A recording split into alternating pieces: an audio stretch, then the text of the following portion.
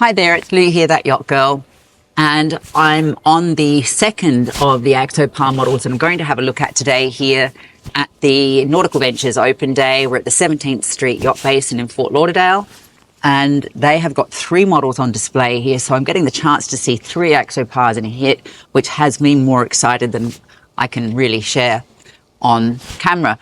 So this is the Axopar 29 ST. It's a brand new model and it follows on from the hugely successful 28, which was Axopar's original model. One of the big changes here from everything I've heard about this is the bow shape of the boat, the whole design of the boat. They have introduced a really wide flare. I'm hoping you can see it here okay. If not, I'll try and throw a photo over it to really demonstrate the shape here.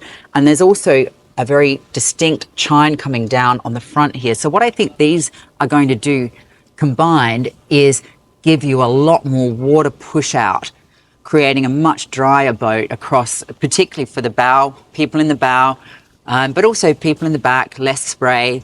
It's going to really create a drier platform on top. You of course still have that distinctive rubbing streak there right down the side of the Axopar. I love that look. It gives them a really utilitarian, practical style. But this is one of the key features of the new 29 ST that we're going to have a look at right now. So while we're here on the dock still, let's take a good overview picture of the 29. Now this is the 29 ST. The ST refers to the sun top. So you've got this nice extended sun top on them, and it gives you the open windshield as well. So for Florida conditions, pretty nice. You could always close that in if you wanted to, I guess, but also down here, you know, fresh air ventilation, that's one of the big perks of having a more open boat. So let's just do a quick walk around of the exterior. I will try and add some exterior shots if I can. We can see this one has the twin 200 Mercury V6s. So this thing should go like a very good thing that goes very well. I was going to say something else there, but maybe not. Now, I do know for a fact, though, if you choose the single engine configuration here, they'll actually extend out these swim platforms as well, giving you an even wider swim platform area. But you already have the swim ladder on the starboard side there, and of course the sports bar across the top as well. That very distinctive rubbing streak running down the side of the boat. Also notice the grab rails. Axopar's are amazingly practical boats, I think, in every which way. So you've got those handrails all the way down the sides, and they're very cleverly just added backrest to them there. And of course that very proud anchor off the front, so you'll avoid hitting the bow of the boat when you're deploying and retrieving that anchor. So now let's hop on in and have a look at the boat. So we're going to start on the stern of this boat. And again, this is the 29 ST version. So you can see we've got the big crossover bar that's a distinctive Axopar feature with the hook for a tow rope for some wakeboarding or skiing. You've got the twin 200 Mercuries there, which should push this boat along pretty bloody well. Locker there with plenty of room to throw some fenders into it, and also you've got the deck shower hidden underneath that, which I like. Also just noticed they've got these hooks here, which they do for safety features as well, but it is a handy spot to tie the fenders onto. Over this side, we've got another locker. I believe on future models, you're going to be able to add a small wet bar into that as well with a fridge and a sink. So I think that would be a really great feature as well. You can't have too much storage, however. Speaking of storage, this locker here is all storage in under there. And as I understand it, through the base of that, we'll be able to see the access into your mechanical space on this boat as well. So I'll open that up and get a shot of the interior of that. And there we have it. That is a huge locker area there. That's fantastic. So they've got their safety gear down in there. So really good storage area for you know, even life jackets, this sort of thing. And underneath that, you'll see the access, and that takes you down through to all the mechanical spaces. And that is also on a couple of gas struts, making that particularly easy to lift up and lower down. Now let's come to the lounge area. Again, with any Axopar, you've got tons of options with this boat. So the layout options back here are varied. I've seen this one on a walkthrough video with this layout, with this U-shaped lounge. I particularly love it. I think it's great. I think you've got tons of space back here for even storing a couple of extra water toys, whether it might be dive tanks or whatever. You could certainly rig up some storage here and there, or holders. But it's a great area for actually deploying water toys as well. And then we've got the U-shaped lounge here, so it's a little bit further forward, a little bit away from the engines, which is nice. And it's also all under that sun top as well. So we can see the sun top structure there. And the lounge wraps all the way around. Now there's so many features on this. I know you can actually flip around that rear cushion to make that a rear facing lounge. Obviously the table raises and lowers, so you can make this one big sun pad area. Obviously the table folds open there as well. Now there's some extra holes here, so it looks like you can rearrange the backrest there. Also, there is a lot going on in this area. As with everything with Axopar, there's a lot of form and function always go hand in hand. There's lots of very clever uses of space. And then as we come around, we've got the helm area. So let's have a look at that. Okay, so let's step on down into the helm area, and there is a small step down into this. As a pre-production model, they are going to change a couple of details in this area, but nothing too significant. As with all Axopars, you've got these really comfortable seats. I love those. It really does hold you, wraps you around pretty well. And of course the bolster cushion, so you can either stand or perch up on that. We've got twin Simrad screens here and a really nicely designed console. There's a shelf in there, so you can throw cell phones and other knickknacks into that area. Of course, we've got the controls for the Mercuries. You've got the bow thruster control there as well. As opposed to having a joystick on this one, we've got the twin Mercuries and a bow thruster. For me, it's a 29-foot boat. You know, that's pretty cool. That would be fine. There's some great storage pockets down here as well. It's a detachable piece with some flat panel storage, and also some of the signature buttons that they do across the dash here, which again, I really love that. Instead of anything electronic on a screen, I like having buttons. And there's also some great storage lockers, or pockets really, down either side of this console. So being the sun top, this is also open at the top of this here. I'm pretty sure this would be very, very easy to enclose if we really wanted to make it a little bit more weatherproof maybe. But in Florida, I think this is a great setup. It would give you a lot of fresh air ventilation through here, particularly when you're running up and down the ICW and you're running at lower speeds. Now this one is a manual sun top, and there's a lot to be said for that. Nothing electronic up there to go wrong, of course. Boats and electrics are often challenging. You've just simply got these two little latches, and that just slides back, giving you a really nice open wide roof area here. I'd say in Florida this is going to get used a lot in the late afternoons and evenings, which would be absolutely magnificent.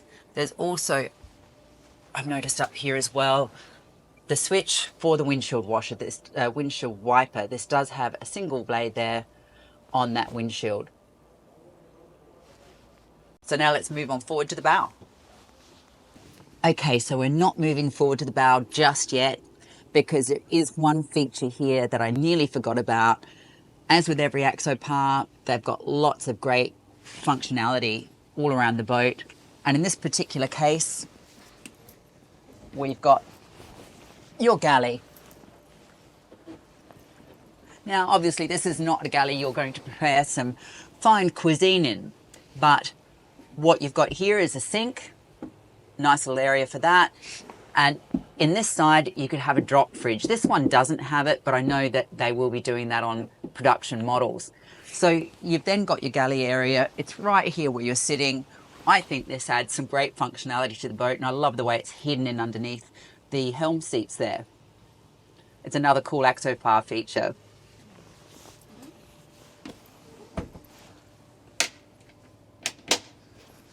And there we go, securing that down so that no one gets caught in a sea trial with a bouncy seat.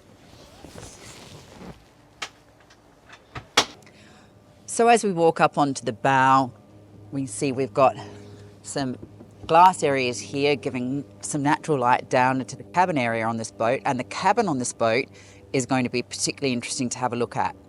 Now the bow area here is a really nice big open seating area. You can see they've cleverly used the backrests here on those poles. We've got the table at the moment set up in a sunpad styling, and this table, I believe on future models will also, or on the production models, will also be able to slide back so you can create a table area for including this lounge here, and also have access with some walk around area for the forward lounges. Now this side is an option. The L shape comes with the boat. You can choose to add that on. Again, as with an Axopar, you've got lots of options. The extended cushion up forward there just leans over the back of the anchor locker. So that's your access to your anchor locker and windlass. So a really nice multifunctional area up here. Great for entertaining. You would spend a lot of time up here. I think particularly sitting at anchor, this would be a winner of a spot.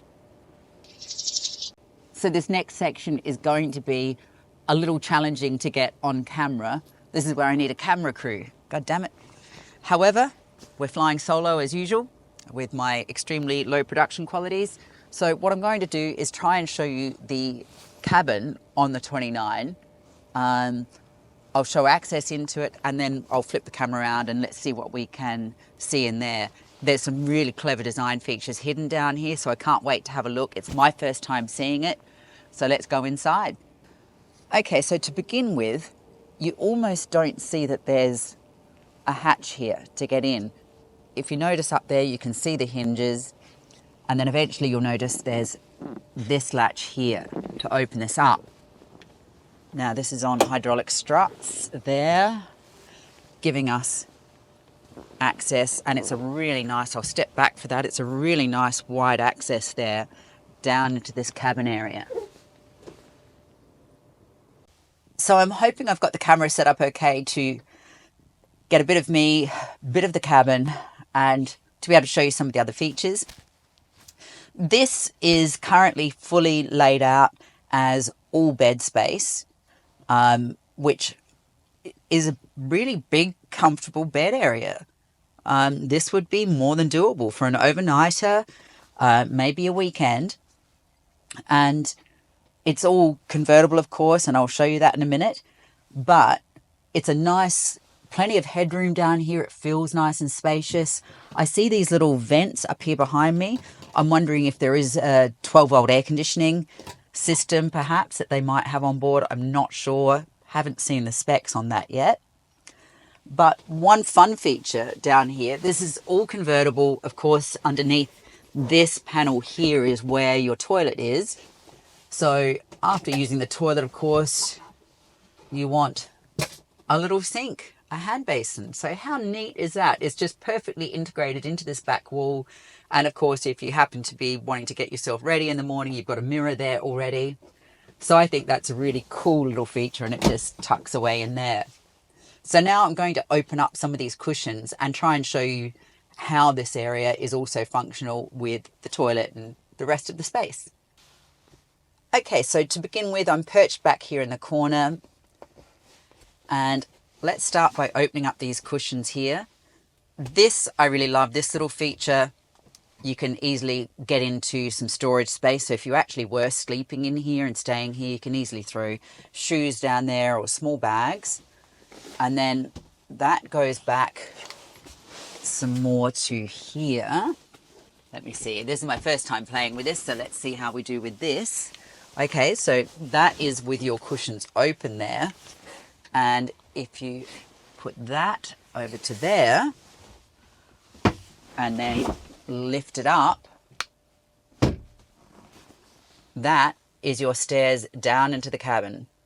So I think that borders on genius. I just love that integration of the bed platform that then becomes your stairs. So for day-to-day use, you would probably leave those cushions back in that situation there, leave the steps in position to create easy access down in here, which then of course gives you access to the head, which is in there. And we've got an electric head, which I believe is fresh water as well. See the switches down the side there. So last but not least, let's have a look at the sun top from the top. You can see we've got that large opening roof area there, and you've got a choice of having those either manual or electrically operated. And of course your radar arch, which does fold down. So if you do have bridge clearances to consider when you're getting this boat home, you can fold that down as well to get that a little bit lower. And that is the sun top.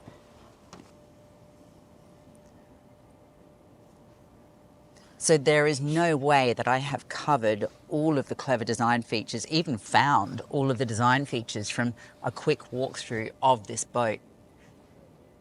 It's everything Axopar to me has always stood for. It's got some very cool design features. The functionality and form, again, I keep coming back to that with Axopars. They're just hand in hand. It's got some brilliant design to it. The space on board this is fantastic. The utilization of the spaces and the conversion, the convertible areas is typical Axopar again, wonderful. And I've just thoroughly enjoyed it. So this is the new Axopar 29 ST. Again, a variety of options. You've got the XC closed cabin model. They've always been a personal favorite of mine, although I've got to say I have really come around to these STs being in Florida. So there we have it. I hope you've enjoyed the walkthrough of the Axopar 29 ST. Thanks to Nautical Ventures for having me down here today and letting me have a look through these three boats in detail. Absolutely loving it, much appreciated. If you've enjoyed the video, please do like and subscribe. I keep forgetting to ask that, so hit that like button or subscribe, and I'll be moving on shortly to the third, which is the Axopar 37cc. No, it's not. It's the Axopar 37XC. Look out for that video following soon.